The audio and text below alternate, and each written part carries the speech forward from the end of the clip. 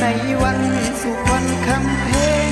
สักคำเดือนอายที่ได้มามันในวันสุดท้ายผ้าไหมของยายเป็นมันเมื่อน้องขึ้นทองของมันมีตามผู้บ่าวเบื่อใจ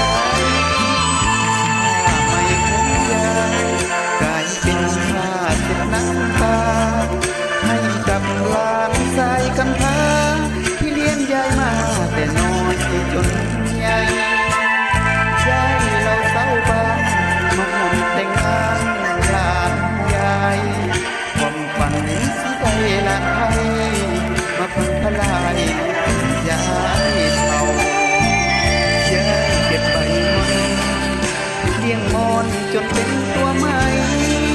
สาวหลอกอยู่หน้ากองไฟจนเป็นเส้นไหมเพราะไว้ถ้าเจ้า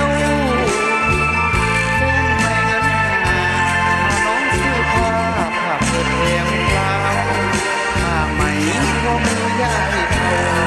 บ่มีวาสนาให้เจ้าสวมใส่อายไม้พันมาส่วนยายผ้าไหมเป็นมันหากอายของอายสะบันแต่ใจ